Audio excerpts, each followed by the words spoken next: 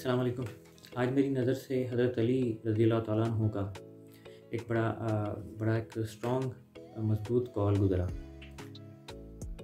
उस कॉल की तरफ जाने से पहले मैं आप सबसे रिक्वेस्ट करूँगा कि जिन दोस्तों, बुज़ुर्गों, बहन भाइयों ने मेरा चैनल अभी तक सब्सक्राइब नहीं किया वो चैनल को सब्सक्राइब करें और बेल आइकन के बटन को प्रेस करें ताकि उन्हें हर नई आने वाली लेटेस्ट वीडियो, मालूमात से भरपूर, सोशो इकनॉमिक, पॉलिटिकल कॉन्शियसनेस से भरपूर वीडियो उन्हें फ़ौरन से पहले मिले। तो कॉल ये था कि जब आप किसी के घर जाएं तो अंधे बन जाएं और जब घर से बाहर आएं तो गूंगे बन जाएं। अब ये आजकल के सोसाइटी के हवाले से, स्पेशली पाकिस्तान की सोसाइटी के हवाले से और शायद दुनिया भर की सोसाइटीज़ के हवाले से ये बड़ा एक रेलिवेंट कोट है। हमें इसकी हिकमत को समझने की बहुत ज़्यादा ज़रूरत है। इसके मानी की तरफ अगर जाएं तो ये समुंदर से भी गहरे मानी रखता है ये वाला कोट। उनका कहने का मकसद ये था कि आप किसी के घर मिलने जाएं या वैसे किसी को मिलें तो उसकी वीकनेसेस पे नज़र ना रखें, ना ही उसकी वीकनेसेस पे नज़र रखें। और अगर आपको कोई वीकनेस पता चल जाती है, कोई प्राइवेसी की बात उनकी पता चल जाती है तो आप किसी के सामने उसका जिक्र ना करें। अब ये वैसे भी गलत है सोशली। वैसे तो वो हज़रत अली रज़ियल्लाहु तआला अन्हु और दूसरे तमाम सहाबा वो अल्लाह ताला के ख़ास लोग थे।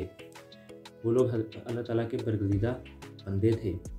उन लोगों का कोई भी लफ्ज़, कोई भी कॉल हिकमत से खाली नहीं है। और ये वो अल्फाज हैं, वो उनके अल्फाज, उनके कॉल, उनके अमाल वो चीज़ें हैं जो रहती दुनिया तक इंसानों को गाइड करते रहेंगे। अच्छा, इस कॉल की तरफ अगर हम दोबारा जाएं तो आजकल की सोसाइटी में हम देखेंगे कि 80 to 90% हम लोग इस चीज़ को बिल्कुल गलत नहीं समझते। किसी की बात करना ये चुगली के ज़ुमरे में आता है, ये गीबत के ज़ुमरे में आता है। हम किसी की बात बिला रोक टोक और बिला झिझक हम कर देते हैं किसी के भी सामने। लेकिन ये बात सबसे पहले जहन में लाने की ज़रूरत है कि ये इंतहाई गलत है, ये बिल्कुल गलत है। सोशली भी और मज़हब के हवाले से भी ये बिल्कुल गलत है। हम जब किसी की बात करते हैं, हम जब किसी की वीकनेस के ऊपर नज़र रखते हैं, वीकनेस पता चलने पे किसी को बताते हैं या आम करते हैं, फैलाते हैं, तो उसके पीछे हमारी साइकोलॉजिकल रीज़न्स होती हैं बहुत सारी। साइकोलॉजिकल रीज़न की तरफ अगर मैं जाऊँ तो सबसे पहली रीज़न ये होती है कि हम अपने अंदर, हम जब किसी की वीकनेस बताते हैं या किसी को नेगेटिव बात बताते हैं किसी को, तो हम अपने अंदर बेसिकली एक सेंस ऑफ रिलीफ महसूस कर रहे होते हैं। वो रिलीफ कैसे? यानी कि हम ये महसूस करते हैं कि हम उस तरह नहीं हैं, हम उस सिचुएशन में नहीं हैं, हमारी वो वीकनेस नहीं है, हमारे अंदर वो नेगेटिव बात नहीं है। तो बेसिकली एक सेंस ऑफ सेटिस्फेक्शन होता है कि जनाब ये हमारे में नहीं है लेकिन ये उसमें है। दूसरी चीज़ जो हमें ऐसा करने पे मजबूर करती है, चुगली गीबत करने पे, दूसरों की वीकनेसेस बताने पे मजबूर करती है, वो होती है जी कि हमें किसी की राज की बात पता चलती है तो हम अपने अंदर एक सेंस ऑफ पावर महसूस करते हैं। सेंस ऑफ पावर महसूस करते हैं कि भाई हमें उसकी राज की बात पता है और हम चाहें तो उसको नुकसान पहुंचा सकते हैं। यानी कि हम उसकी निस्बत ताकतवर होते हैं, ताकतवर महसूस करते हैं। और एक और चीज़ जो हमें ऐसा करने पर मजबूर करती है वो ये कि जी हम किसी ऐसे सोशल सर्कल का हिस्सा होते हैं जहाँ पर उस घर की, उस इंसान की जिसकी वीकनेस हमें पता होती है, हम उस सोशल सर्कल में उसकी गलत बात करना, उसकी वीकनेस को पॉइंट आउट करना वो एक रेलिवेंट चीज़ होती है। उस जगह पे वहाँ उसकी बात होती है, यानी कि वो नेगेटिव बात उनकी एक्सेप्टेबल होती है। तो हम उस ग्रुप में रेलिवेंस मेंटेन करने के लिए और we want to feel to be a part of that group, हम ऐसी बात करके एक किस्म का उनके साथ मिल जाते हैं। यानी कि हम उस ग्रुप का पार्ट बनने के लिए हम वो नेगेटिव बात या चुगली कर देते हैं। और इसके अलावा एक और साइकोलॉजिकल रीज़न ये होती है कि हम उस घर की तरफ या हम उस शख्स की तरफ को एनवियस फीलिंग रखते हैं, कोई रशक की या हसद की फीलिंग रखते हैं। सब कॉन्शियसली रख रहे होते हैं, हमें आइडिया नहीं होता कॉन्शियसली कि हम बाकी ऐसा कर रहे होते हैं। तो हम एक किस्म का जब लोगों के सामने बात करते हैं उसकी, हम बेसिकली उसको एक मतलब नीचे दिखा रहे होते हैं, दूसरों के सामने नीचे दिखा रहे होते हैं और हम बेसिकली असल में हम रश्क और हसद की वजह से ऐसा कर रहे होते हैं। और एक और चीज़ जो हमें ऐसा करने को मजबूर करती है वो है हमारा गरूर तकब्बुर। हमें उस चीज़ का आइडिया नहीं होता, कॉन्शियसली हमें बिल्कुल इस चीज़ का आइडिया नहीं होता। सबकॉन्शियसली हमारे अंदर एक किस्म का गरूर होता है। हम सुपीरियर फील करने के लिए, अपनी सुपीरियॉरिटी कॉम्प्लेक्स को सेटिस्फाई करने के लिए ऐसे शख्स को दूसरों के सामने नीचा दिखा रहे होते हैं, उसकी चुगली कर रहे होते हैं, उसकी वीकनेस, उसकी प्राइवेसी वाली बातें हम दूसरों के सामने कर रहे होते हैं।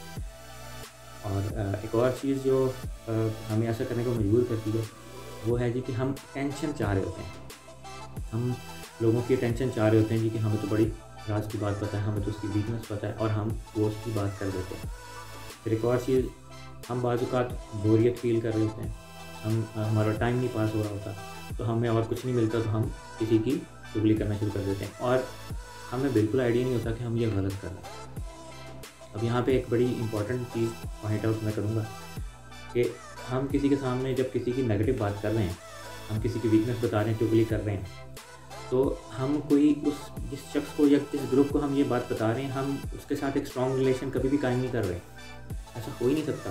स्ट्रॉन्ग रिलेशन लॉजिकली और कॉमन सेंस के पॉइंट ऑफ व्यू से कभी कायम नहीं हो सकता, क्योंकि फॉर एग्जांपल मैं किसी शख्स को बताता हूँ कि जी फलाने बंदे का ऐसा ऐसा एटीट्यूड है या फलाने बंदा की ये वीकनेस है, तो जो बंदा सुनने वाला है वो शायद वक्ती तौर पे तो कह कहा लगाए और आपके साथ मिल जाए, रेलिवेंसी कायम कर ले, सारा कुछ हो जाए, लेकिन इन डीप डाउन उसके अंदर ये चीज़ कहीं ना कहीं चल रही होगी कि यार ये बंदा यानी कि मैं, जिसने उस फलाने शख्स की वीकनेस बताई है, तो कल को ये मेरी वीकनेस भी बताएगा, तो वो कभी भी आपके साथ एक स्ट्रॉन्ग बॉन्ड क्रिएट नहीं करेगा, हो ही नहीं सकेगा।